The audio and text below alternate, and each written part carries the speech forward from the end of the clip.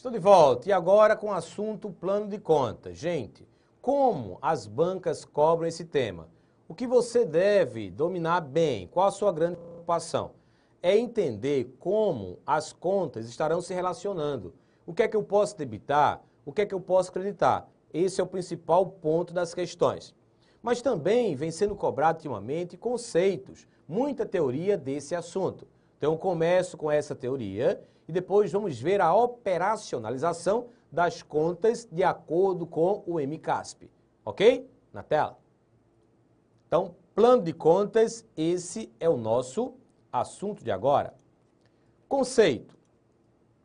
É a estrutura básica da escrituração contábil, formada por um conjunto de contas previamente estabelecido, que permite obter as informações necessárias à elaboração de relatórios gerenciais e demonstrações contábeis, conforme as características gerais da entidade, possibilitando a padronização de procedimentos contábeis.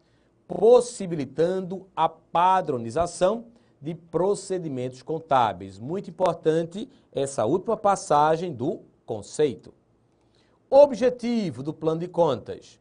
O plano de contas de uma entidade tem como objetivo atender de maneira uniforme e sistematizada ao registro contábil dos atos e fatos praticados pela entidade. Desta forma, proporciona maior flexibilidade no gerenciamento e consolidação dos dados e alcança as necessidades de informações dos usuários. Sua entrada de informações deve ser flexível, cuidado, hein? De modo a atender aos normativos, gerar informações necessárias, a elaboração de relatórios e demonstrativos e facilitar a tomada de decisões e a prestação de contas. Com isso, o plano de contas seguirá algumas diretrizes. Primeira, padronização dos registros contábeis das entidades do setor público, de todas as esferas de governo, envolvendo a administração direta e indireta, inclusive fundos, autarquias, agências reguladoras e empresas estatais dependentes. Cuidado, hein? Dependentes. Você já sabe que a independente não utiliza a contabilidade pública de todas as esferas de governo. Então, padronização. Harmonização dos procedimentos contábeis com os princípios e normas de contabilidade, sempre observando a legislação vigente. Padronização e agora harmonização. Adoção de estrutura codificada e hierarquizada em classes de contas. E é assim que vamos estudar o plano de contas, analisando as suas classes. Contemplando as contas patrimoniais, de atos potenciais, de resultado e de planejamento e execução orçamentária, além daquelas com funções precípuas de controle. Então, tudo isso que eu acabei de mostrar faz parte das chamadas classes de contas. Vamos estudá-las. Flexibilidade, para que os entes detalhem, conforme suas necessidades, os níveis inferiores das contas, a partir do nível seguinte ao padronizado. Então, mais uma vez, destaco a necessidade da flexibilidade. Controle do patrimônio e dos atos de gestão que possam afetá-lo, assim como do orçamento público, demonstrando a situação econômico-financeira da entidade. Então, controle do patrimônio. Distinção de institutos com conceitos e regimes próprios em classes ou grupos, como no caso de patrimônio e orçamento, mantendo-se seus relacionamentos dentro de agrupamentos de mesma natureza de informação. O que significa isso? Mantendo-se seus relacionamentos dentro de agrupamentos de mesma natureza de informação. O significado disso aqui é o que vem caindo em provas de concurso e você vai entender quando eu apresentar para vocês a estrutura do plano de contas. Mas essa característica aqui, essa diretriz, é a mais importante em relação a provas de concurso, não é? Preservação dos aspectos orçamentários em seus conceitos, regime de escrituração e demonstrativos com destaque em classes ou grupos, de modo a possibilitar visões sobre os enfoques patrimonial, orçamentário ou fiscal. Existência de necessária vinculação entre as classificações orçamentária e patrimonial. Possibilidade de extração de informações de modo a atender seus usuários. Então, essas são as diretrizes do Plano de Contas pelo Manual de Contabilidade aplicada ao setor público. Mas, a partir dessas diretrizes, vamos agora entender como esse Plano de Contas foi concebido, qual a sua estrutura e como ele funcionará, através das classes que eu já destaquei. Então, agora vem a estrutura na tela. Estrutura do Plano de Contas. O Plano de Contas aplicado ao setor público é composto por tabela de atributos da conta contábil, relação de contas e estrutura padronizada de lançamentos. Então, gente, primeiro vem a tabela de atributos da conta contábil. Composição. Título.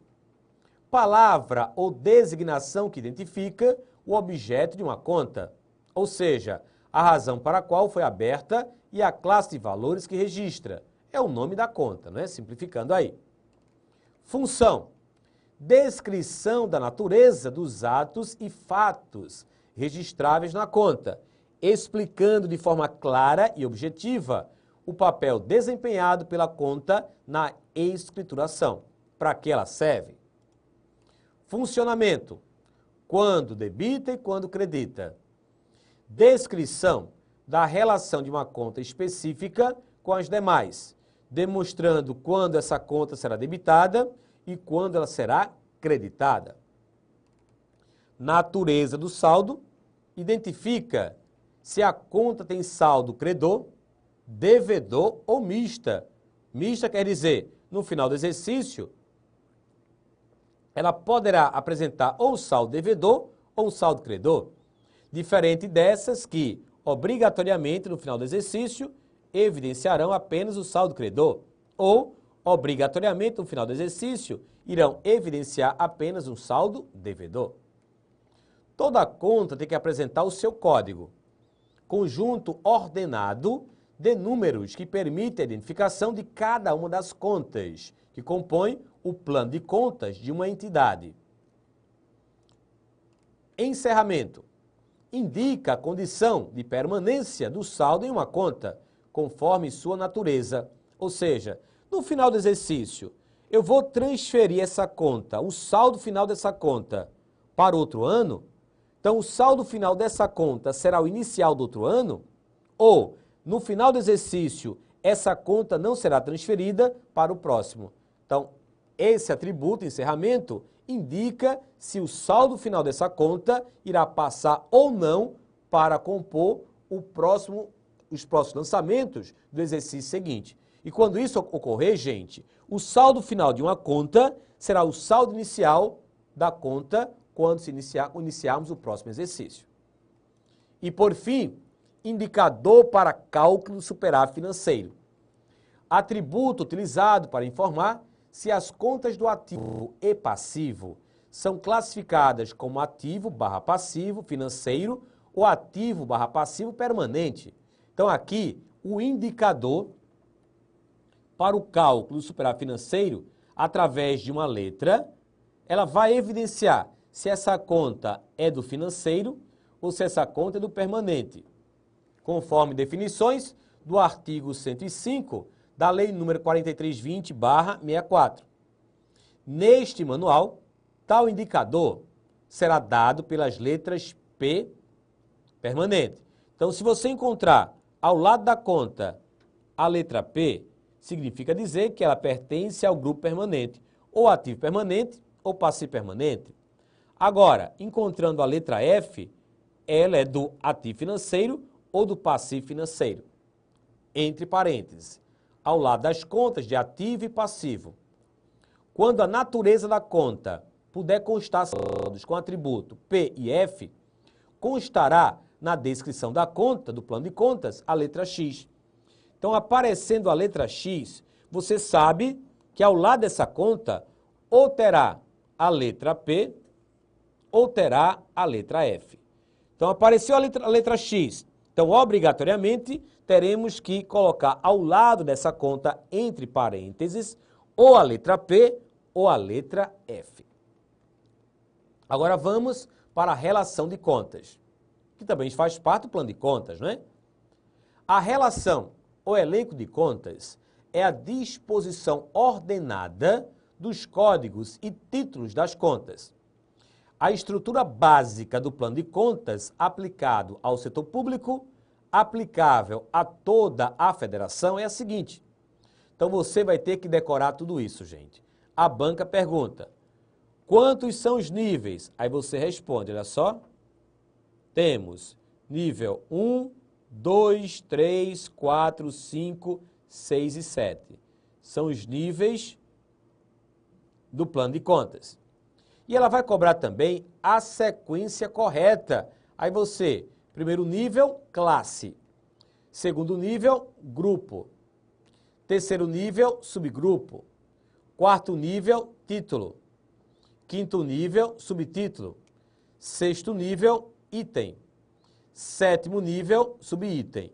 Então, pela ordem, classe, grupo, subgrupo, título, subtítulo, item e subitem. Então, decorem isso aí. São 7 níveis codificados, estruturados nessa ordem. Então, para cada nível, teremos um dígito ou mais de um dígito. Assim, o primeiro dígito aqui, ó, representa o primeiro nível, que é a classe. Depois você tem o segundo dígito, evidenciando o segundo nível, que é o grupo. Depois, o terceiro dígito, evidenciando o terceiro nível, que é o subgrupo. O quarto dígito, evidenciando o quarto nível, que é o título. O quinto dígito, quinto nível, subtítulo. E agora de 2 em 2. O sexto e o sétimo dígitos, evidenciando o sexto nível, que é o item. E o sétimo e oitavo dígitos, evidenciando o sétimo nível, que é o subitem. Então, gente, primeiro dígito, segundo, terceiro, quarto, quinto, sexto e sétimo, oitavo e nono dígitos. Então, são 9 dígitos, 7 níveis. 9 dígitos, 7 níveis. Onde o maior nível qual é? O maior nível é a classe. O maior nível é a classe. E é nesse nível que as questões costumam se concentrar, no estudo das classes. Então, vamos analisar e vamos entender como funciona cada uma dessas classes. Mais uma vez, são 9 dígitos, 7 níveis, onde o primeiro nível, que é o maior, é a classe. Então, temos classes no primeiro nível. E quais são? Olha só, são 8 classes. Então, gente, o plano de contas aplicado ao setor público, ele possui o quê? 9 dígitos, 7 níveis. O primeiro nível é a classe. E a classe, existe atualmente 8 classes. Então, não confundam. 9 dígitos, 7 níveis e 8 classes. Vamos dividir essas classes por natureza da informação. Então, você tem a patrimonial, você tem a orçamentária e você tem a de controle. Então, patrimonial, orçamentária e a de controle.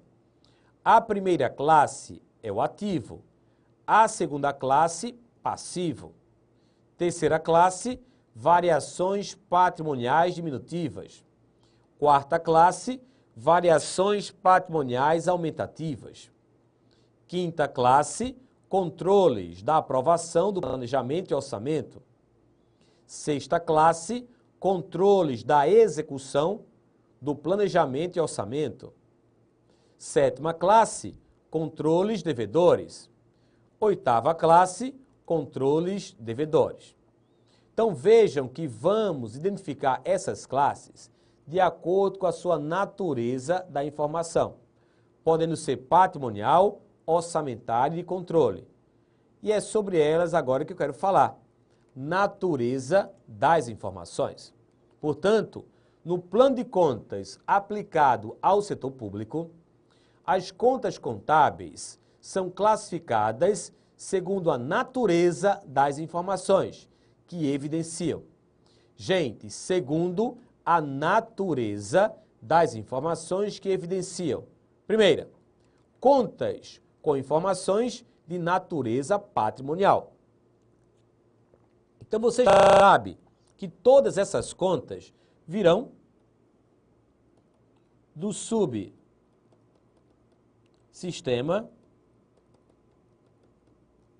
de informações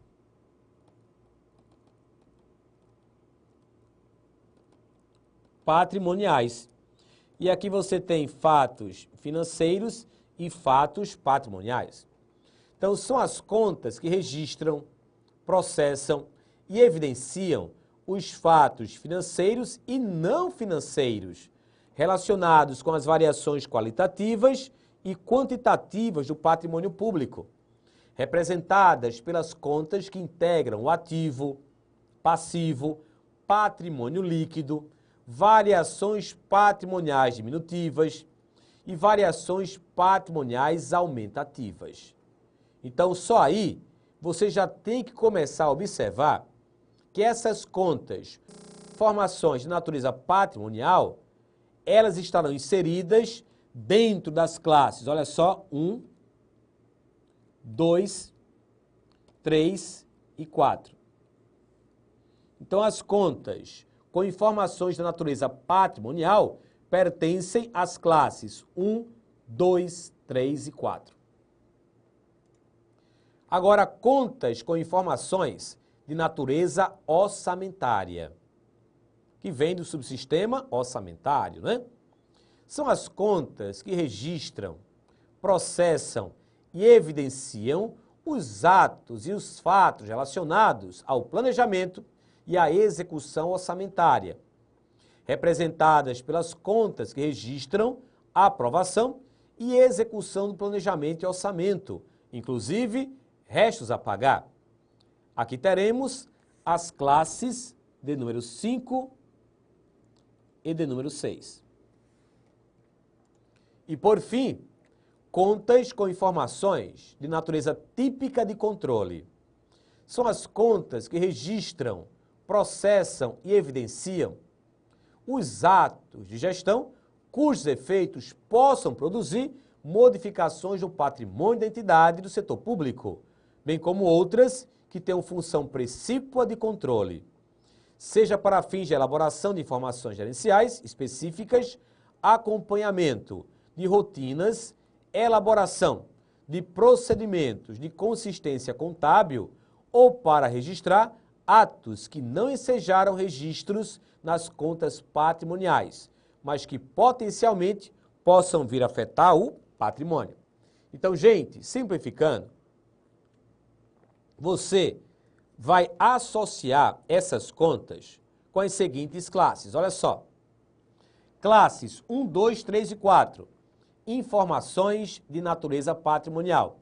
Classe 1, ativo. Classe 2, passivo. Classe 3, variação patrimonial diminutiva. Classe 4, variação patrimonial aumentativa. Já as contas com informações de natureza orçamentária estarão dentro das classes 5 e 6. Classe 5, controles da aprovação do planejamento e orçamento. Atenção, hein? A classe 5, aprovação. Já a classe 6, controles da execução do planejamento e orçamento. Então, a classe 5 e 6, informações de natureza orçamentária. A classe 5, aprovação. A classe 6, execução. E para ter uma lógica aí, primeiro vem a aprovação, depois vem a execução. Então, se você sabe que tem a classe 5 e a classe 6, que pertencem às informações de natureza orçamentária, então primeiro vem a aprovação, classe 5, depois vem a execução, classe 6. E por fim, informações de natureza típica de controle. Classe 7 e 8, controles devedores, controles credores. E aqui vamos encontrar as contas do sistema de compensação e do sistema de custos, nas classes 7 e 8. Então, memorizem e levem para a prova. Classe 1, ativo. Classe 2, passivo. Classe 3, variação patrimonial diminutiva. Classe 4, variação patrimonial aumentativa. Então, as classes 1, 2, 3 e 4, informações de natureza patrimonial. Classes 5 e 6, informações de natureza orçamentária. Na classe 5, controles da aprovação do planejamento e orçamento. Na classe 6, controles da execução do planejamento e orçamento. E agora, informações de natureza típica de controle. Classe 7, controles devedores. Classe 8, controles credores. Aproveitando essa estrutura das classes, identifiquem agora os saldos ou as naturezas dessas contas. Elas podem ser devedoras ou credoras. Então, se você tem classes de número ímpar, elas terão natureza devedora. Então, classes de número ímpar, natureza devedora. Olha só.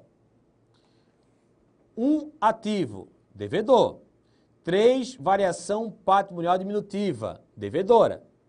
5, controles da aprovação do planejamento e orçamento, devedora. 7, controles devedores, lógica, conta devedora. Então, classes de número ímpar, devedoras. Quando você encontrar classe de número ímpar, devedora.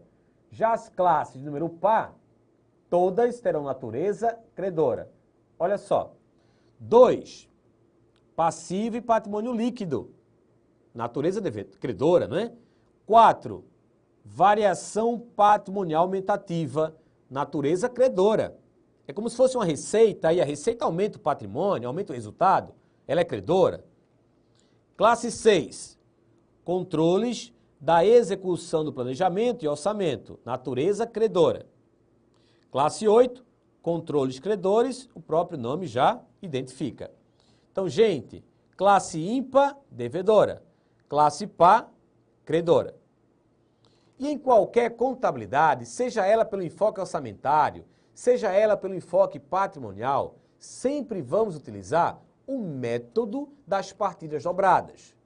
Não é diferente com a contabilidade aplicada ao setor público, mas com detalhe, já que vou juntar a informação das classes. Vejam qual é. Método das partidas dobradas.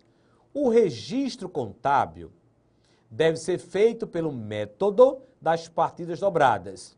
E os lançamentos devem debitar e creditar contas que apresentam a mesma natureza de informação. Opa!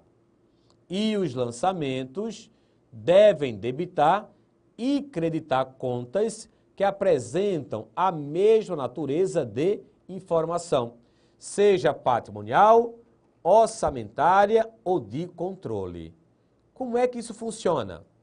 Assim, os lançamentos estarão fechados dentro das classes 2, 3 e 4, ou das classes 5 e 6, ou das classes 7 e 8, conforme a figura abaixo. Olha só. Gente, você já sabe que as classes de número ímpar são devedoras, que as classes de número par são credoras, não é verdade? E você já sabe também, vou marcar, que essas classes aqui, ó, 1, 2, 3 e 4, são classes de informações de natureza patrimonial. E os seus lançamentos deverão estar dentro delas. Exemplo, se eu vou debitar uma conta da classe 1, o crédito ou será uma conta da classe 2 ou será uma conta da classe 4. Eu não posso debitar a classe 1 e creditar a classe 6 ou creditar a classe 8. Esses lançamentos deverão estar fechados dentro dessas classes. Se eu debitar a classe 3, eu vou creditar ou a classe 2 ou a classe 4. E isso vai ajudar bastante na resolução das questões. Bem, da mesma forma, se eu utilizar as classes 5 e 6, informações de natureza orçamentária, debitando a classe 5, que é uma classe devedora, no número ímpar, eu vou ter que creditar a classe 6 obrigatoriamente, que é uma classe credora, porque elas estarão interligadas e restritas ao seu lançamento. Eu não posso debitar a classe 5 e creditar a classe 8. Não posso debitar a classe 5 e creditar ou a classe 2 ou a classe 4. E por fim temos classe 7 e 8. Informações de natureza típicas de controle. Então aqui, se eu debitei a classe 7, eu vou ter que creditar a classe 8 obrigatoriamente. Mais uma vez, não posso debitar nenhuma conta pertencente à classe 7 e creditar ou contas da classe 2, ou 4 ou 6. Eu sou obrigado a creditar contas da classe 8. É isso, gente, que o slide anterior mostrou. Os lançamentos estarão fechados dentro das classes 1, 2, 3 e 4. Fechei. Das classes 5 e 6. Fechei. Ou das classes 7 e 8, conforme essa figura está demonstrando. Ok? Bem, e com base nesses dados do plano de contas, já poderemos começar a resolver algumas questões. Vamos lá? Olho vivo na tela. Questões. Olha a primeira. A tabela de lançamentos contábeis padronizados, constante do plano de contas aplicado ao setor público, parte 4 do MCASP, é o instrumento que identifica os padrões de lançamentos de primeira fórmula, expressos em códigos padronizados de acordo com a classe do plano, com vistas a facilitar o registro dos fenômenos patrimoniais orçamentários de controle. Com base nesse instrumento, correlacione a segunda coluna de acordo com a primeira coluna e assinale a alternativa que contém a sequência correta. Aí a banca vai, gente, na questão e colocou essa primeira coluna. Classes de contas de controle, classes de contas orçamentárias, classes de contas patrimoniais. Você tem que saber, não é? Isso é importante. Quais são as classes de contas de controle? Aí você, 7 e 8. Quais são as classes de contas orçamentárias? 5 e 6. Quais são as classes de contas patrimoniais? 1, 2, 3 e 4. Sabendo disso, responde a questão. Olha a segunda coluna. Classe 1, 2, 3, 4, 5, 6, 7 e 8.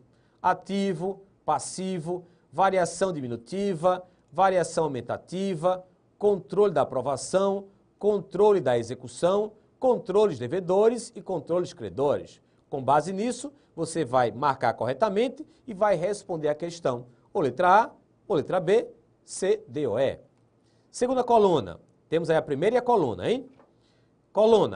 Primeira coluna. Classes de contas de controle. Ativo. Ativo é o quê? Ativo é uma classe de conta patrimonial. Coloque 3.